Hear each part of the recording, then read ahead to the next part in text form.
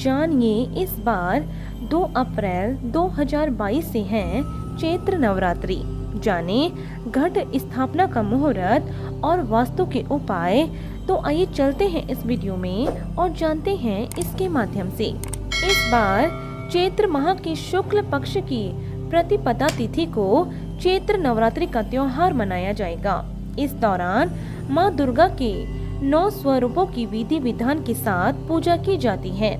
इस साल चैत्र नवरात्रि का त्योहार शनिवार 2 अप्रैल 2022 से शुरू होगा और सोमवार 11 अप्रैल 2022 को समाप्त होगा। माँ दुर्गा को सुख समृद्धि और धन की देवी माना जाता है।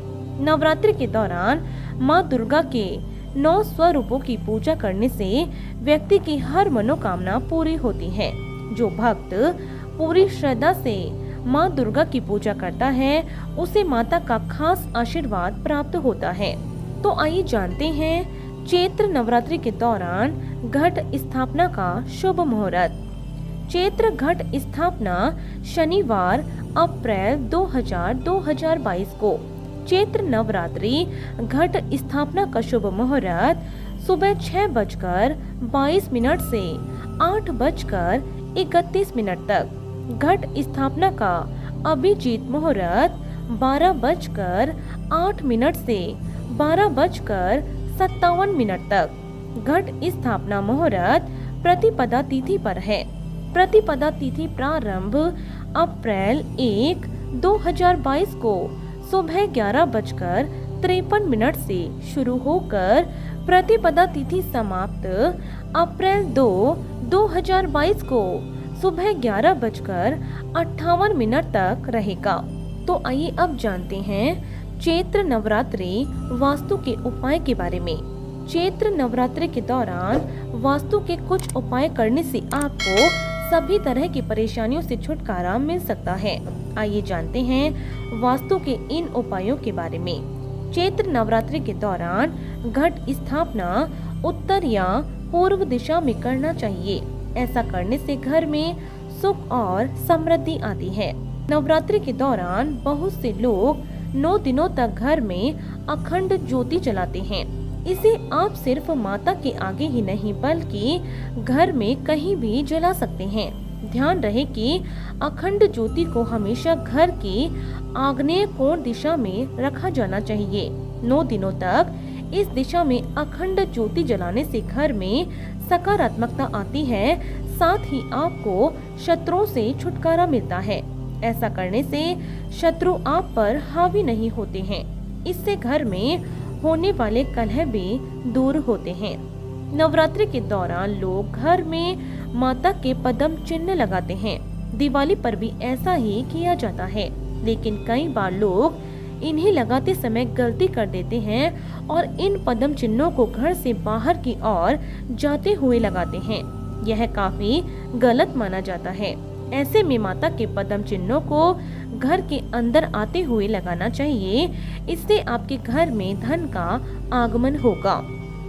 अगर आप चाहते हैं कि हर जगह आपका मान सम्मान किया जाए और आपका मन शांत रहे, तो इसके लिए नवरात्रि के दौरान घर की उत्तर दिशा की तरफ ओम का चिन्ह बनाने से आपको काफी फायदा मिलेगा।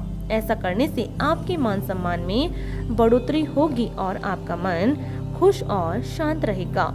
आप नवरात्रि के दौरान भी ओम के इस चिन्ह को बनाए रख सकते हैं।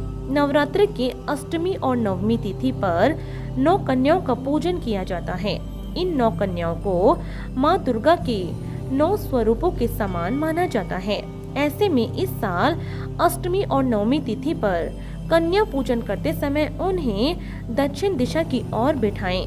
ऐसा करने से आपके घर में सकारात्मकता आएगी और आपके मान सम्मान में भी बढ़ोतरी होगी।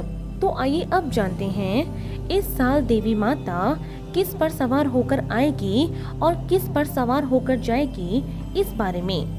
इस बार नवरात्रि पूरे 9 दिनों की है, जो भक्तों के लिए माता की कृपा पाने का बेहतर अवसर है। लेकिन अब की बार माता का आगमन घोड़े पर होने जा रहा है, जिसे देवी भक्त गण पुराण में सत्ता, जनता और राष्ट्र के लिए बहुत अच्छा नहीं माना जाता है। ऐसे में माता का घोड़े पर आगमन का क्या परिणाम होगा, आइए जानते हैं इसके बारे में। पुराण के अनुसार जब नवरात्रि का आरंभ मंगलवार या शनिवार के दिन होता है तो देवी का वाहन घोड़ा यानी अश्व होता है। सोमवार और रविवार के दिन नवरात्रि का आरंभ होने पर देवी का वाहन हाथी होता है। गुरुवार और शुक्रवार के दिन नवरात्रि आरंभ होने पर देवी डोली पर आती है, जबकि बुधवार को नवरात्रि आरंभ होने पर देवी नाव पर आती है। तो आइए अब जानते हैं चैत्र नवरात्रि भैंस पर वापस जाएगी माता, इसके बारे में। देवी के सभी वाहनों पर आगमन और गमन का अलग अलग प्रभाव होता है। जिस दिन नवरात्रि समाप्त होती है उस दिन के अनुसार देवी का अलग अलग वाहन माना जाता है। शनिवार और मंगलवार को नवरात्रि समाप्त होने पर देवी बिना किसी वाहन के यानी पैदल ही जाती है। देवी का पैदल वापस जाना अच्छा नहीं माना जाता है। बुधवार और शुक्रवार के दिन नवरात्रि समाप्त होने पर देवी हाथी पर वापस जाती है, जिसे अच्छी बरसात और खूब फसल होने का सूचक माना जाता है। गुरुवार को नवरात्रि के समाप्त होने पर देवी का वाहन मनुष्य माना जाता है, यानी देवी मानव के कंधे पर सवार होकर जाती है। जबकि रविवार और सोमवार के दिन नवरात्रि समाप्त होने पर देवी भैंस पर सवार होकर जाती है। भैंस पर देवी की वापसी को बहुत ही अशुभ माना गया है। अब की बार चैत्र नवरात्रि पर ऐसे संयोग बना है कि देवी घोड़े पर सवार होकर आ रही है, जबकि भैंस पर सवार होकर जा रही है।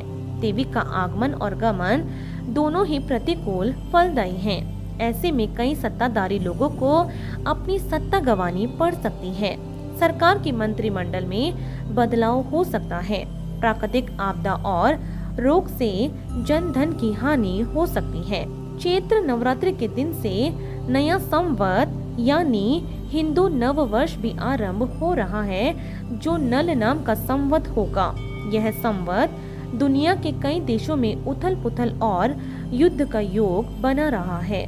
ऐसे में अपने जीवन में सुख, शांति और अनुकूलता को बनाए रखने के लिए नवरात्रि में देवी की श्रद्धा भाव से उपासना करें। ऐसे में नियमित कवच, कीलक और अर्गला स्तोत्र का पाठ करते रहें। इससे आपके जीवन में सुख शांति बनी रहेगी। तो इसके साथ ही हमारा आज का ये वीडियो यहीं पर समाप्त होता है। ऐसे ही आगे भी बने रहिए हमारे साथ और मिलते हैं अगले वीडियो में। धन्यवाद।